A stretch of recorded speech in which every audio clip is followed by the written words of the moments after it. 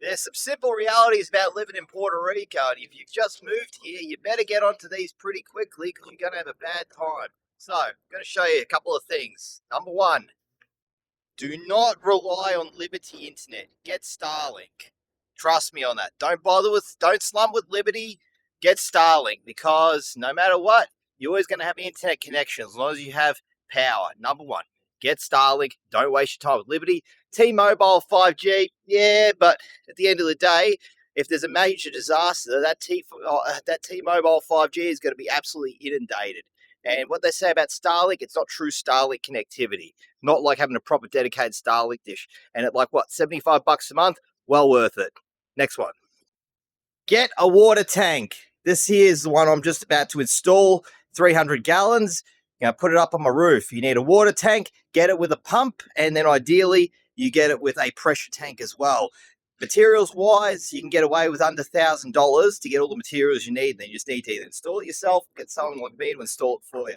The other important thing when you're mounting your tank is make sure you mount it correctly. Don't just shove it on your roof. That 300-gallon tank empty doesn't weigh much. That's nearly 3,000 pounds of water when it's full. If you just put that in any spot in your roof, you're going to have a bad time. So make sure you get a builder or someone to check it over and see where you want to put it.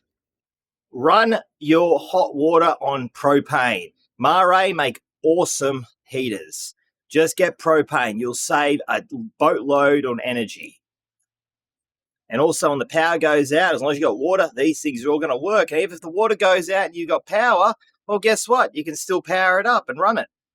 And just note these things take batteries when you can't plug it into mains. But propane, highly recommended. Get propane tanks. Trust me on this. Do it at least 2. Just have one dedicated propane tank for your water heater, and then say another one for a dryer, another one for a cooker. I actually like to have them all separate myself, but that's just my opinion.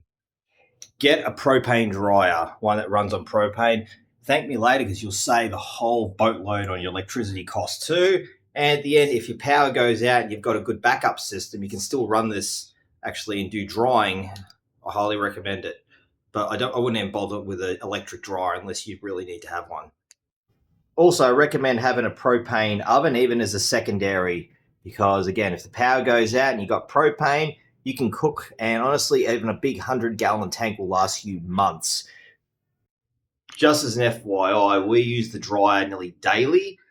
We've had our propane tank for 8 months now, and we still haven't emptied it yet.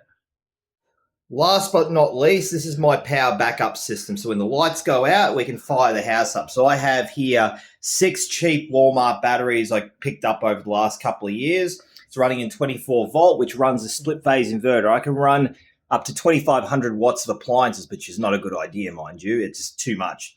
But this overnight can run the house, keep the lights on, keep the fans running. I've got a solar charge control. I'm just waiting to get my solar panels. I'm going to put about 1,000 watts of solar panels on here. So there's a backup system that I've actually put together for under $1,000. This can run the house overnight and even serve as limited off-grid, even if the power goes out completely. With this system with solar panels is enough to run a house, just the basics, the fridge, the internet, the lights, the TV, some fans, and keep the batteries charged during the day and keep me going overnight. And as I said, it doesn't cost a lot to put this together.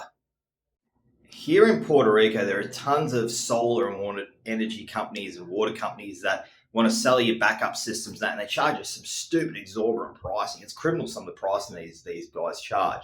So I'm telling you right now, if you're a bit tech savvy, you want to actually you can save a lot of money doing a lot of this stuff yourself. You don't have to spend insane amount of money to do all these things. That's the thing. That's what no one tells you. You think you'll spend tens of thousands of dollars. You don't. There's always cost-effective ways to achieve that, even just a backup system, just to keep you going. Even if the water goes out for a few days, a 300-gallon tank is a lifesaver. Having some batteries and solar panels when the power goes out for a week is a lifesaver. And if you learn to also compromise and work with your limitations, you can get by pretty well on this. So, any questions, feel free to ask. I hope this video was useful in some way to you. Adios, nos vemos. Like, subscribe, blah, blah, blah. But send me questions, ask me questions. I'm happy to help out. Have a good day. And also, I'm good at finding good prices on stuff.